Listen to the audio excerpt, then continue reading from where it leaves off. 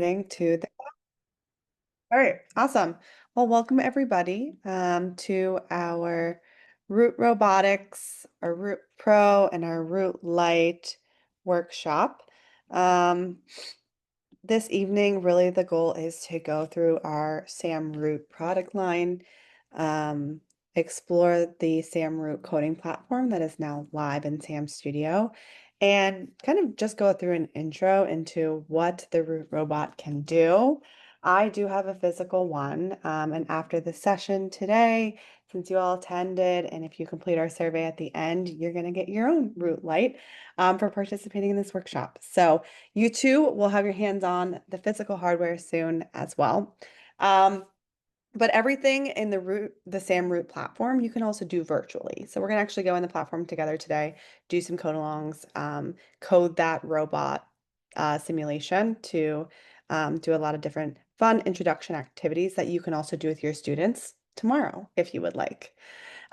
So before we get started, if you attended our other workshops, we are starting off with just making sure you know who to go to for the school year and who your customer success rep is in your region. So in the Pacific Northwest, we have Joel. In the Southwest, which is quite a wide range of states right now. At Sam Labs, we have Melinda. In the Central region, you're working with Alyssa. In the Northeast, you're working with Lauren. And in the Southeast, you're working with me right now. We're in the process of hiring a customer success manager for the Southeast region. My name is Mackenzie. I think I've met a few of you through the years, but I lead our customer success team here at Sam Labs. I've been with the company for 6 years and I manage this wonderful team, but also fill in and like to stay grounded in working with teachers and going into the classrooms. So um, let's hop into the Root Robotics. Has anybody had a chance on Sam Studio to open up and see the Sam Root coding platform yet? You just give me a nod or a thumbs up. Okay, so someone's checked it out. Awesome. So we're going to be going to, you'll have access to Sam Studio. So if you can go ahead and sign in there with me today. And once you're in there, if you haven't checked it out yet, there is a new shortcut to creating projects in any of our platforms. So up until I guess this month, we had Sam Space, Sam Blockly, Sam Script, and now we've added Sam Root. And so if you would click on Sam Root, it will bring you to the Sam Root platform where you're able to code the simulation and open up any activities here as well. So that's what I'm going to be referencing today. But let's take a step back and start big picture. So what is included with the Sam Root product? What does that look like? So similar to Sam Labs and our Sam Labs product line, there are three main components to Sam Root. There is the hardware, which is actually a robot that has inputs and outputs within the robot, right? So there are sensors, there are motors, there's LEDs, there's sound outputs, all within your little robot.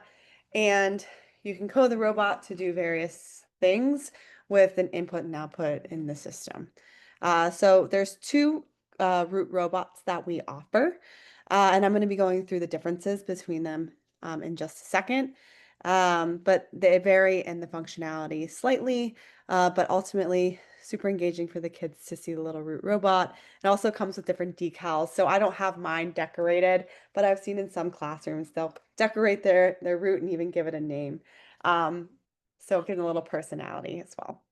So the first is the hardware, the second is the platform. So Sam Root, when we acquired the Root Robotics product line, actually came with 3 levels of coding within Sam Root. So it's very similar to Sam Labs, where we have Sam Space, Sam Blockly, and Sam Script.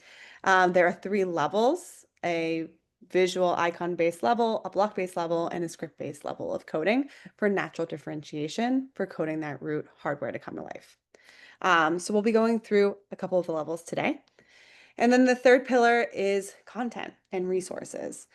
Uh, the Sam Root product has a whole product library that is available for purchase, and those Learn to Code courses cover CSTA, Common Core, math and NGSS standards, so aligned to all of the main national standards there. But there are also activities that are already launched in the SAMRoot platform that you all have access to. So there's pretty robust options for the content and the curriculum. And we've worked with a lot of teachers in the SAMRoot that have actually taken SAMRoot and done a million additional things with the functionality. So those are the pillars of how the SAMRoot product line comes together. And it's similar to SAM Labs, right? It's super engaging. We see students, SEL skills. There's actually a whole SEL section in the SAMRoot platform. So students are able to go through some of these activities, like navigating conversations, and different colorful compliments is a cute activity. So, allowing students to engage with one another through coding and teamwork and collaboration obviously are instilled in any root lesson that you would do as well. And then the physical and kinesthetic side of SAMRoot, obviously it increases engagement in the classroom. Students are able to get hands-on and see how the code, which they're problem solving around and those critical thinking skills, is able to come to life. Let me admit, Laura here. Hey Laura, welcome. So again, very similar to Sam Labs. You all have used Sam Labs, and hopefully leaving the session today, you see how Sam Root is very similar, but also a little bit different and brings different skills and brings different um, experiences to your students in the classroom. So let's talk about the second pillar, which is the coding platform first. So within SAMRoot, when you create a new project, you have an option to build the project in a level 1, 2, or 3 platform. Level 1 is what we call graphical blocks. So they're a little bit different than SamSpace and flow-based coding, because in SamSpace, you're dragging and dropping the images of the inputs and outputs to connect them. In SAMRoot, you're actually connecting the algorithmic instructions of the code, but it is still picture-based for the younger kiddos, right? So there's no text. You can see this is a play button. So that's the start of the code. And then a marker. This is telling the marker that comes with the root robot to move down because we're going to draw something with the robot. And now this instruction is for the robot to move forward, right? So very image-based. It doesn't require any coding skills in order to get started. The second level is block-based coding. Okay, and it's very similar to Sam Blockly or other block-based platforms that you might use.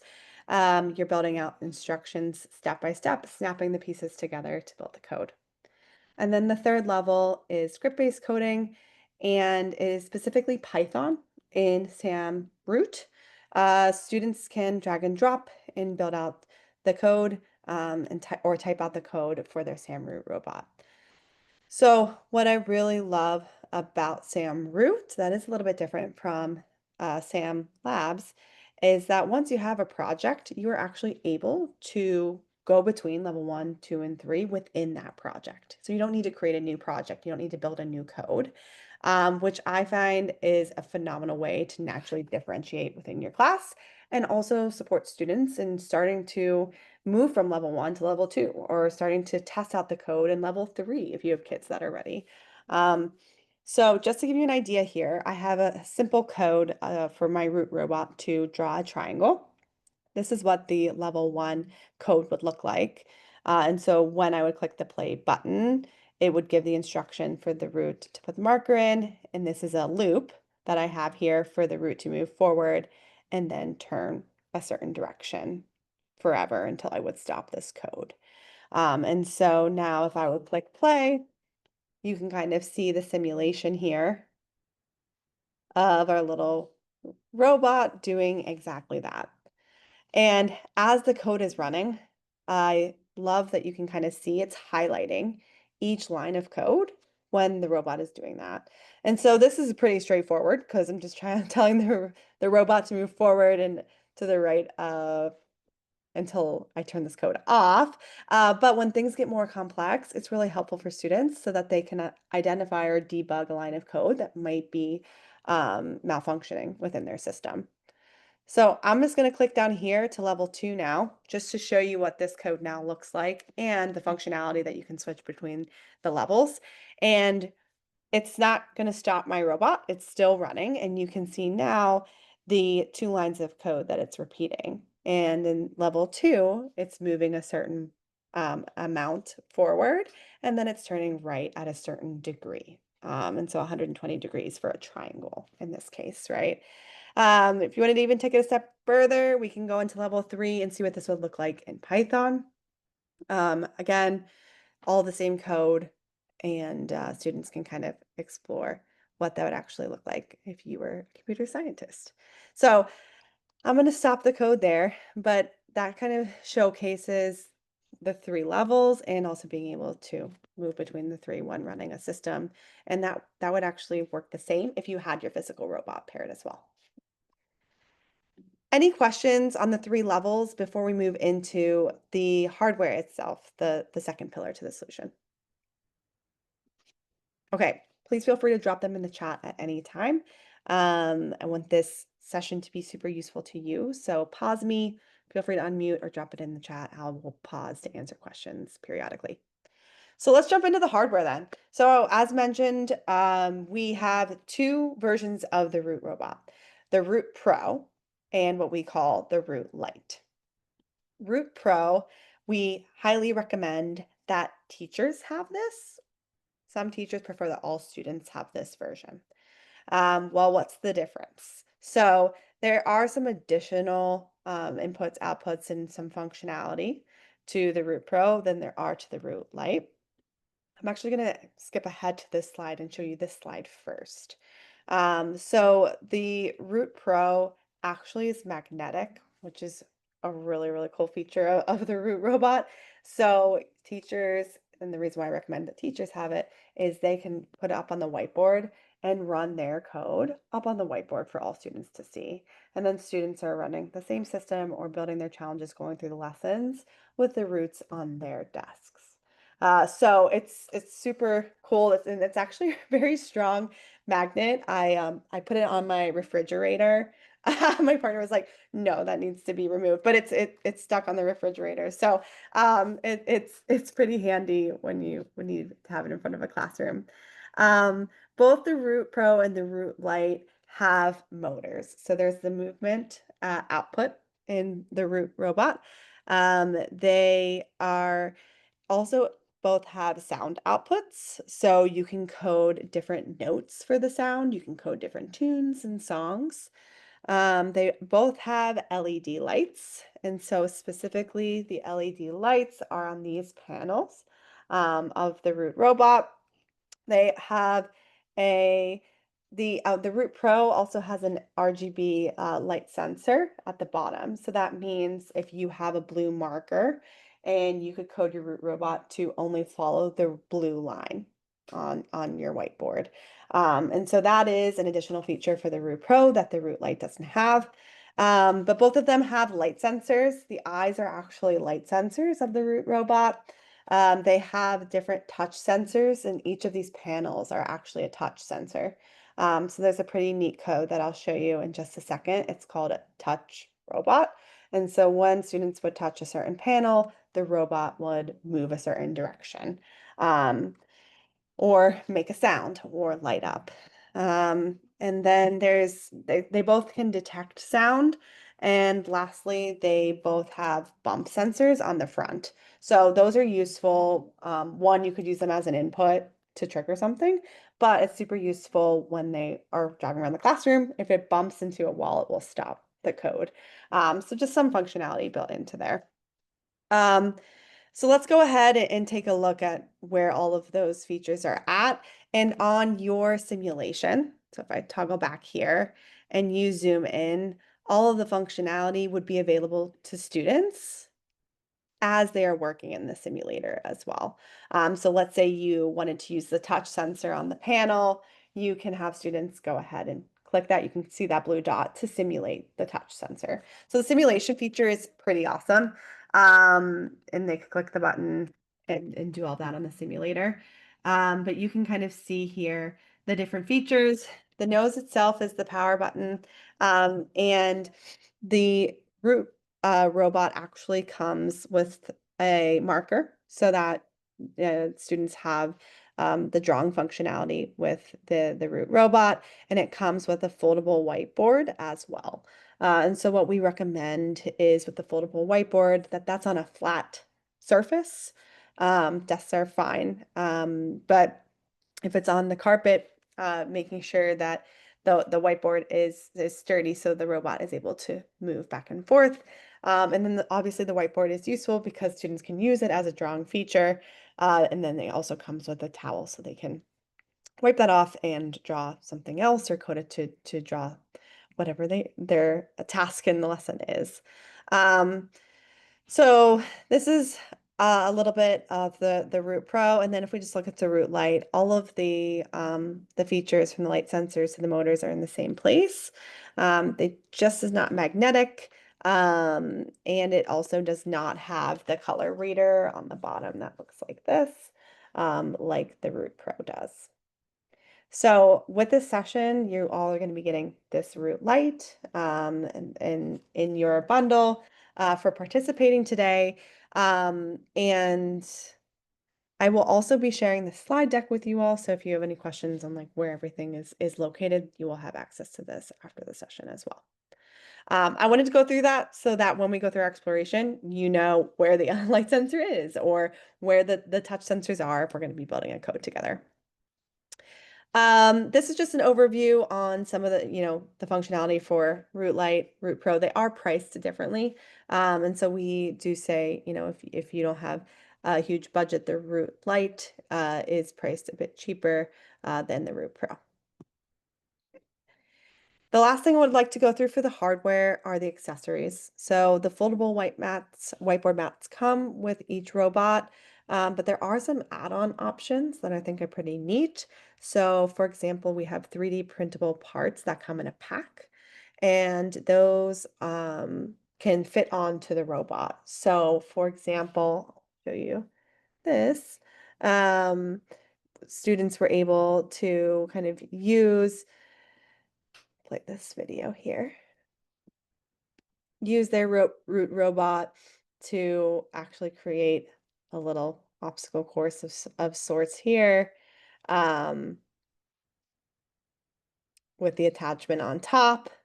3D printed piece. So there's an option for that, and then the Root bricktops as well. This is where we've actually seen teachers connect the Root robots with Sam Labs. So you know that on the Sam blocks, the Lego adapter pieces are the plastic pieces on the outside. Those would actually be able to be attached to the top of the Root robot if you had this bricktop. And so we've seen a lot of collaborations between the two coding platforms and the two hardware products.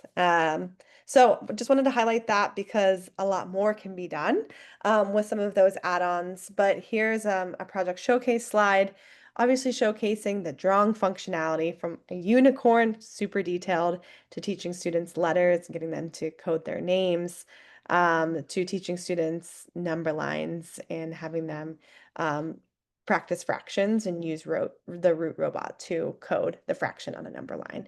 Lots of creative options. Any questions on the Root robots before we move into coding them together?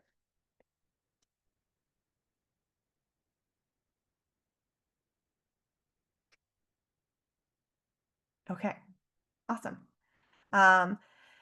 So without further ado, let's go ahead in to Sam Root. And if you all will just give me a thumb when you're on this home page, show you some of the main settings here before we move into a code.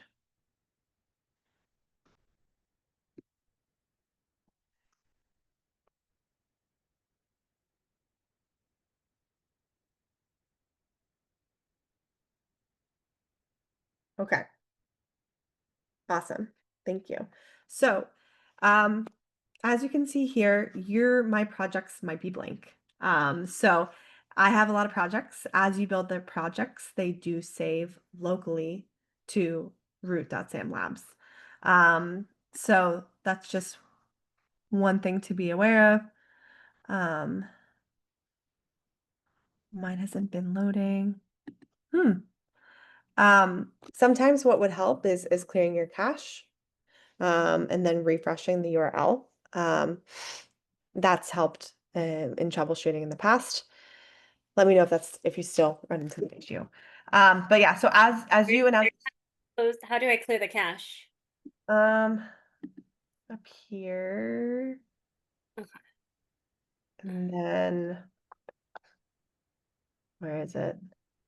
Yeah, because Sam Space works for me and the others work. The coding platform itself, like I can log into Root itself, but I can't see any of the projects. Like this page doesn't work. This is just a spinning wheel for you? Yeah, I mean, it's just white. Huh, that's strange. Um, would have to Google where to try and clear your cache. No, I see. I did the delete browsing data. Let me see if it works. Yeah, that's exactly it. Okay. All right, thank you. Yeah, absolutely. Um, so yeah, this will be the default page for students as well when they sign in, so you all know. What that means is students would have access and you all have access to these activities that are live right now on the platform. So the getting started with Root, there are some tutorials for teachers or students on how to pair the Root robot or how to download or share a project. Um, the level one coding challenges introduce students to the Root robot. Obviously the SEL section, and then there are some example projects for coding a little tune or drawing certain shapes or even the unicorn if we wanted to tackle that. What I love about these prepared activities is the code is done for you and the code is done for the students. So if you wanted to open up the unicorn project, you'd be able to do that and you could run the code in the system by clicking the play button and watching the root robot go. So there is that option. And this is really meant to be a jumping point for you and your students so that they are able to see the functionality and then maybe you give them a challenge to draw another shape or to draw an emoji in this case. So can they then take this code and see, oh, how is it drawing all these shapes? It's a matter of the degree we're telling the robot to turn, and how long to move into that direction. So it would take some debugging, it would take some um, testing of their code, but that's where the critical thinking and the challenges could come into play. And that's with the activities that are here, not the full content. Now, the full content course and all the lessons with that are a bit more step by step and structured with the standards. But these activities that are live, kids can go ahead and run this code right now. Um, and they could pair once you get your physical robot, the robot, and watch this in real life. So I think that that's a pretty awesome feature that Root has, in that it kind of takes the lift off of you all. If you just wanted the kids to plug this in and pair their robot and go, they're able to. I'm gonna stop my unicorn and go back to the home page though. But I definitely encourage you to try the unicorn. I was super impressed by the first time I did it. Um, and then down here, there are some other like example projects with how to use the sensors. So the idea is let's give some basics to using the robot so that you can use the content to go through the full course when you're ready. Um, when you want to create a new project, and students as well, you can click the plus button, and this will create a fresh project. Now, we're going to start today in exploring level one and the functionality of these blocks here. And so for level one, you can see it is color coded by what we're coding the robot to do. Events are blue, commands are yellow, setters are green, and anything with the flow control, which is basically the like loops, are that teal color. Um, and there's very few blocks, but all of the blocks have settings. And so that's where this specific code and the functionality of what we're having a robot do comes into play. So if everybody would grab, we're going to do a little challenge here to make our robot move forward. So it's a command, and if you hover over each block, you will see a little description as to what the command this is, right? So the do block is playing a note, so that's obviously the sound output. This is turning right, turning left, and then moving. So we're going to use this first command block. I'm going to snap that into the when. So the when is the first block in every code, right? Because that's going to, anytime students run their system, they need to click the play button in order to start the system. And so if you just want to go ahead and test this out, go ahead and click the play button and let's see what happens to our root. Then move forward for everyone. Nice. So let's now say you want to give your kids a challenge.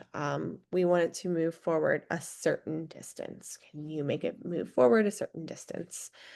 If you click on that block, you will see that kids are able to kind of use this bar to drag, or they can use this plus or minus on what distance they would like their root robot to move. So the default, I think, is the 16. Let me double check. Trash that. Yeah, the default is as far as it will go, which is 16 in centimeters in either direction. But let's just say we want to challenge our students to do 8 centimeters, and now when we click play, it doesn't move quite as far. So that's an example of how to find the settings for every block. And as you saw, you can also detach any part of your code and you can trash it if you wanted to try a different block at any time. So now if you all would grab the turn direction block, this block in the settings, you're able to, this is where a lot of the math lessons actually come into play, and some of the shapes and geometry lessons. You're able to set a certain degree for the root robot to move. And so by clicking on this circle, this root robot would then turn 90 degrees.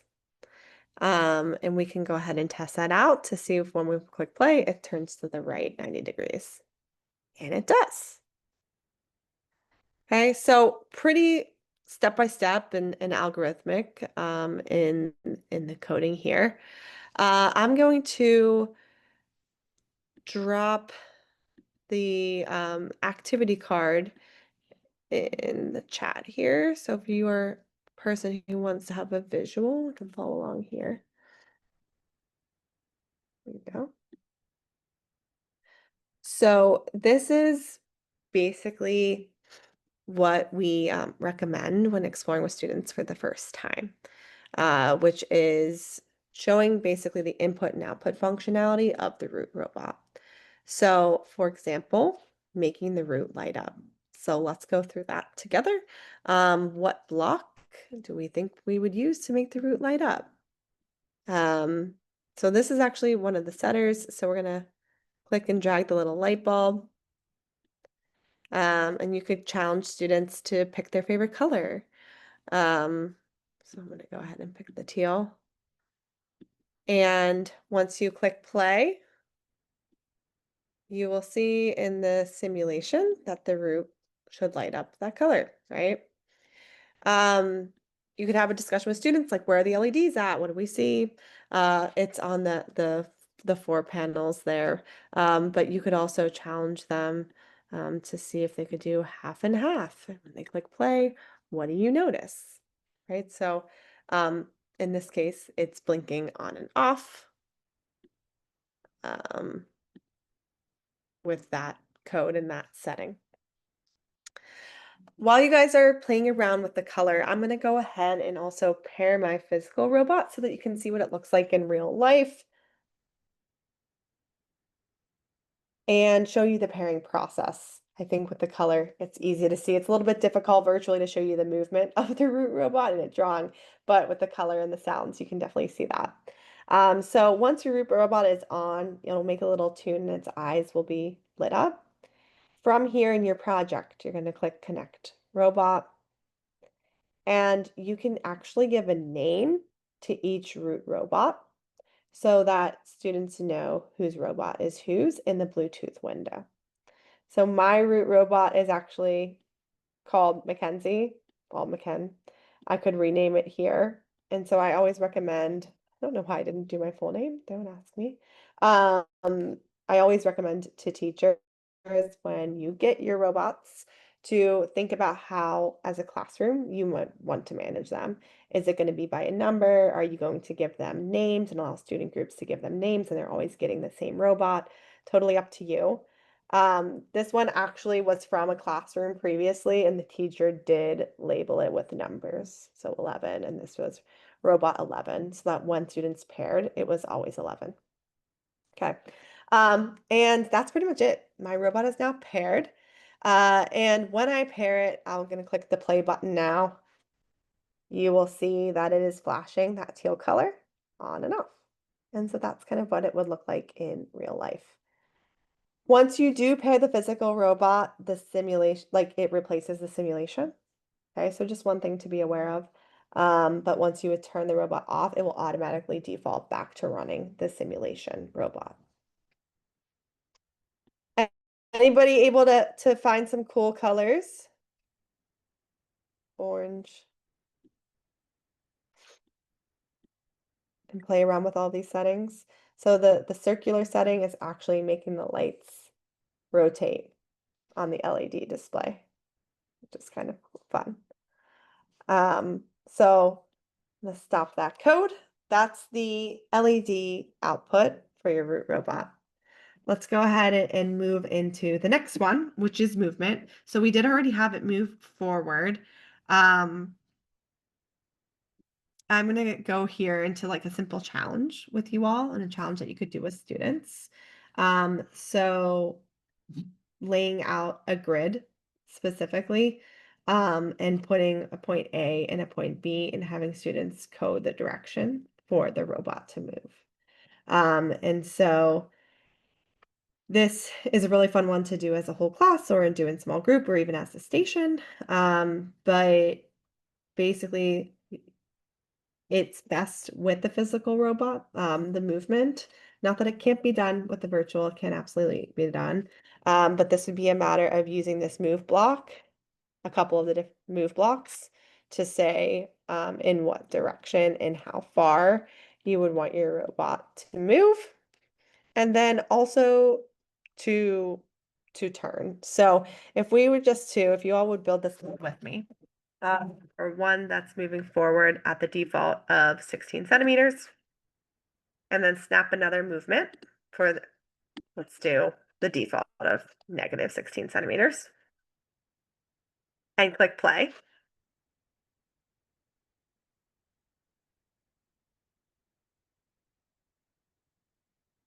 What happens?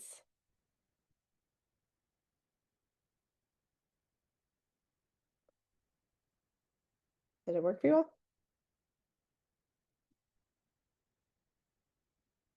Yeah. So it would just move forward and move back to the same place, right?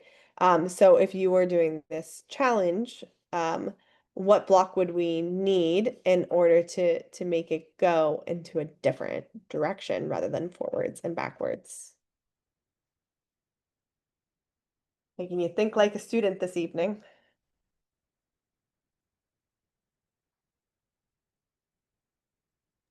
The turning one? Yeah, exactly. And so depending on the route, so like let's use this example, we would want our root robot to move forward and then turn to the right would be the next instruction. So we're going to add a turn to the right after the move forward. From there, we want it to move back to where it started. So we can keep the backwards block here, but it doesn't look like it's quite where it started off. So it wouldn't be negative 16. Maybe it would be negative 14, right? And so this is where kind of the problem solving or encouraging students different, different ways to solve the same challenge here. And then we would need one more turn block for it to go to the right again. So we'll drag another turn right. And then lastly, it looks like we would need one more movement forward. just a little bit. So it wouldn't quite be 16 centimeters, but maybe it would be 5 centimeters. So this is an example.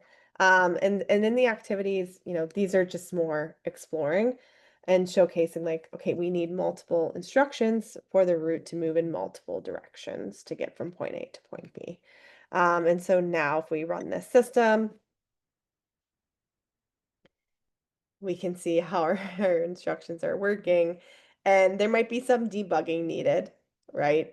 But that's the beauty of having the physical robot, is to put a point A and a point B on the whiteboard and have students code to get from point A to point B.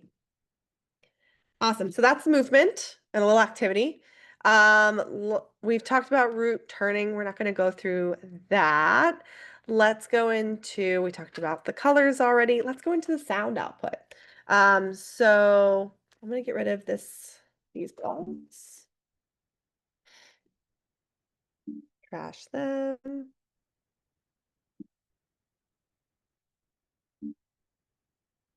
Okay. So the main sound output turns are these blocks. They're either the turn right or to the turn left. These ones. And then you can control the way that it turns by the degree, like this. So this is, a great way to teach the shapes, like all of the shape lessons.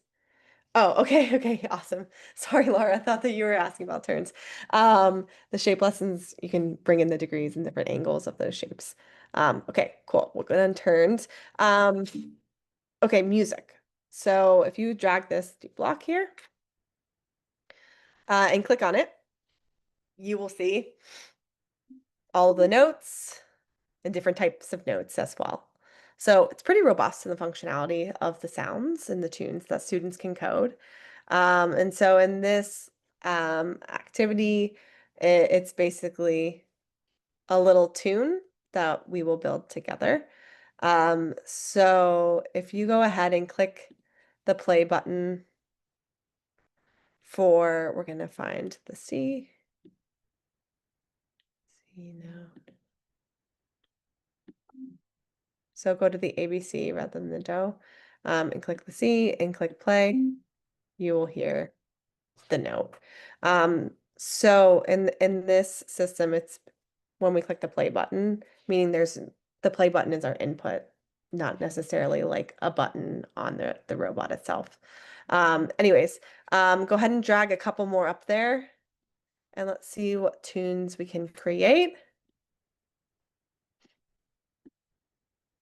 The activity card says a D.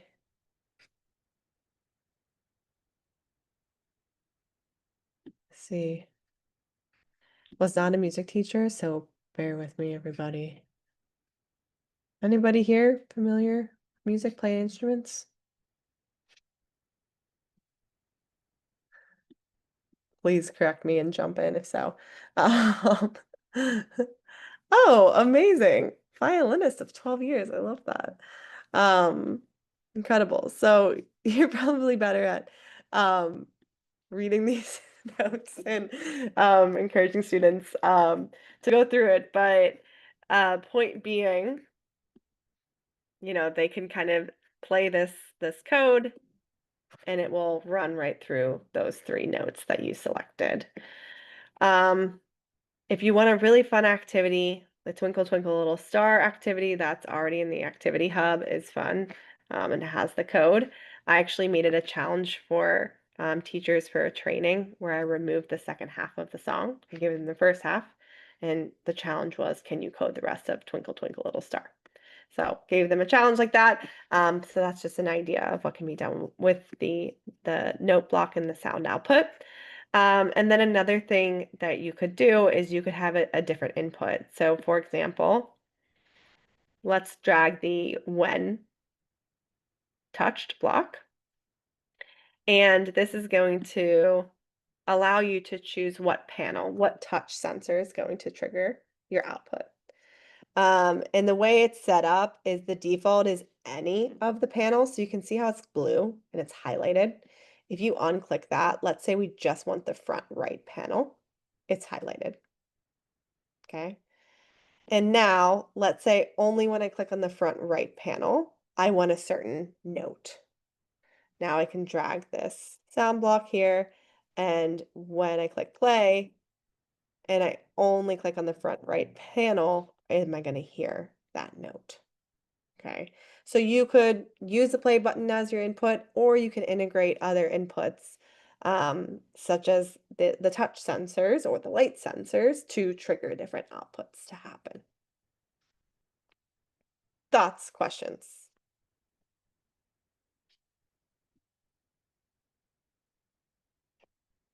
Okay, cool. Um, and so the last one and the last project that I highly recommend when you get yours, you do with students, is creating dancing robots. And so this actually encourages students to put the turn blocks, the move blocks, the light up blocks, and the sound blocks together into one final challenge. Can they create a robot and have a little dance off between the robots, right? So each student group would have to go through and think about, creatively what would trigger the robot to move? What colors do we want it to light up and when? What tune are they dancing to? And so this could be one long line of code. This could be multiple inputs with different outputs and different kind of parallel lines of code here. Um, for example, maybe they only want when the back panels are of the touch sensor are triggered, they want it to light up certain colors. And when the front panels are triggered, they want the tune to play. And so I'm gonna set this up here. I'm gonna get rid of this. And now when I click play, I can go ahead with my simulation. And when I click the front panel, there's a tune. When I click the back panel, it's lighting up that color. Super basic, but giving kids 15 minutes with this, they could come up with some pretty creative dancing robots. And then where the final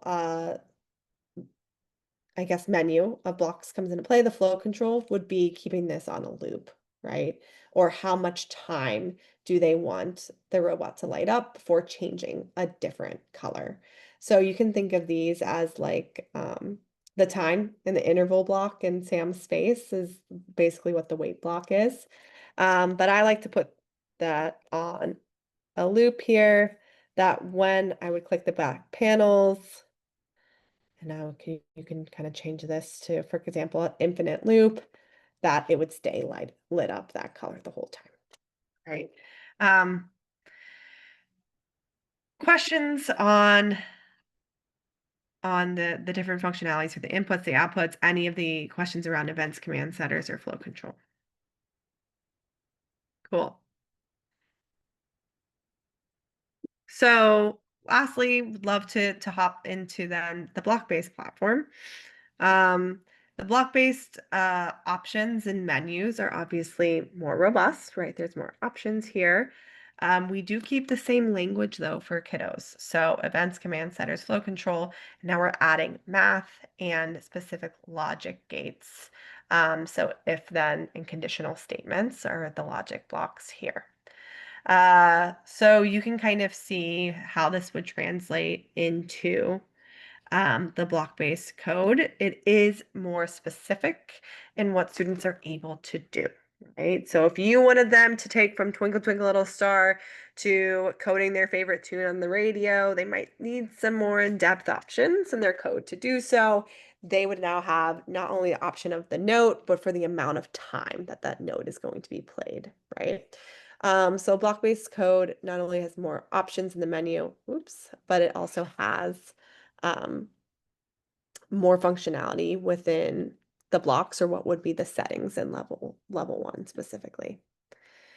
Um, but just like all others, dragging and dropping, the the events are always going to start some sort of system, and then the commands and the setters, flow control, math, and logic will fit within the events, right? So kind of think that the events are your input, and then everything else are the commands or instructions for your robot to move or exhibit any outputs that you're working with. Um, okay, cool. Well, if you have a little system, I recommend that up here you name the project. This is going into the last thing that I'd love to show you all, which is the saving and sharing features of your root projects. You can kind of click a little image. We have some images here. If it's like a science lesson, for example, you could have all the codes with that image. If it's a music lesson, music, um, music sample, and go ahead and click save. Again, similar to Sam Labs, we recommend students name their project so that they can go back and find that project and work on it and open it up. But now if you go to your home screen, you should see your first project saved.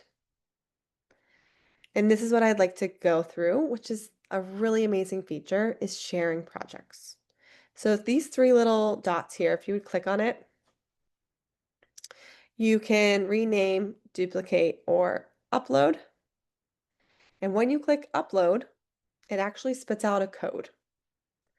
You can write this code on the board, and kids can use this code to get your system.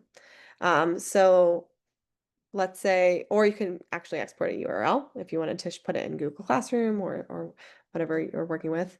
And then when students, let's say they want to use the code, they would type in the code here, and then it's 5 digits. I forgot the last one, and then click download, and it would download to their projects view. If it was a URL, all they do is click on it. I'll show you. URL, copied it, and if you paste it, it will open up that project exactly. So sharing projects in SamRoot is super simple. You can either do it through the code and kids can import that code and then the project would appear in their My Projects section, or you can share the URL itself. And then once they go home, that would, again, you can see the duplicate that is now saved in My Projects.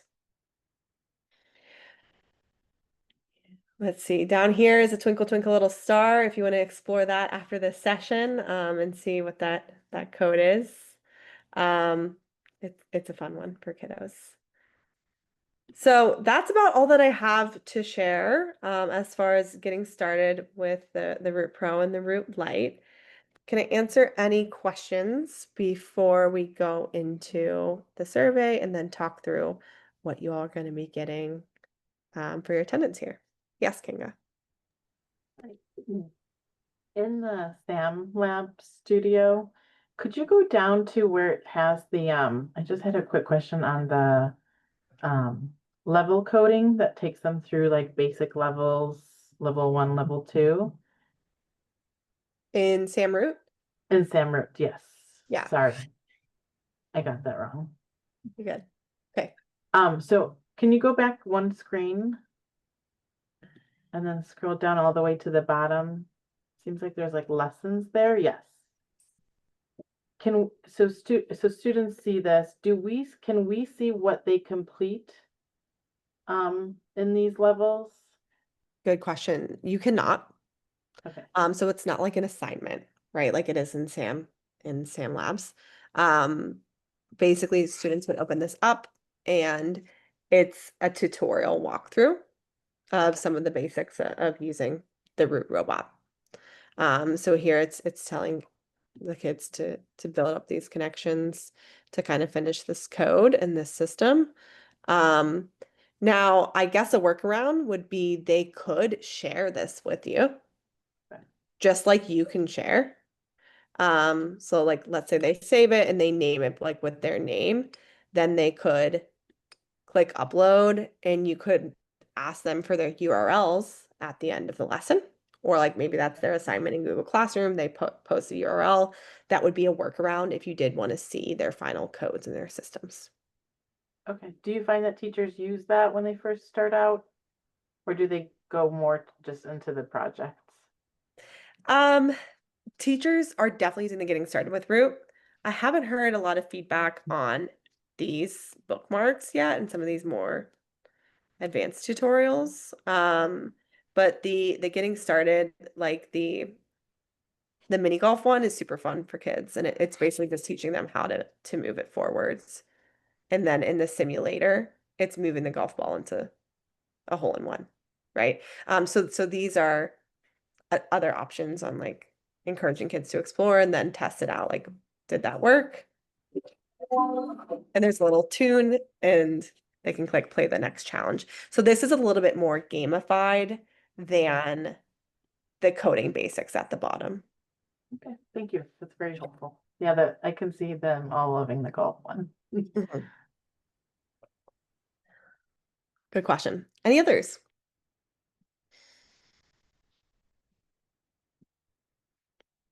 Yes, Hannah. Hi, I just had a question about Sam Studio had the ability to filter the content like by subject and grade.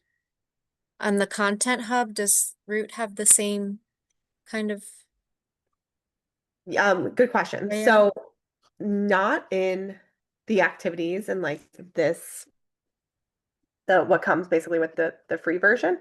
In the Okay. Sam Root library, yes. Okay. That is a yearly content subscription for each school. Okay. And let's see, library. Of course, I don't have a bookmark. Um, I can find it while you all taking the survey, and I can show you that and what that looks like. But in that, yeah, you can filter by subject, by standard, by course specifically, and that has more of like a similar content hub experience like Sam Labs does. Okay. Thank you. Question. Yeah. Any others?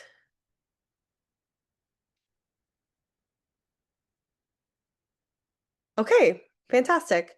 So let's go ahead. I'm gonna stop the recording here and I'm gonna post in the chat the survey link. If you all would take a couple minutes to complete our survey while you're doing that, I'm gonna find the Content Hub and show you what that looks like. Here you go.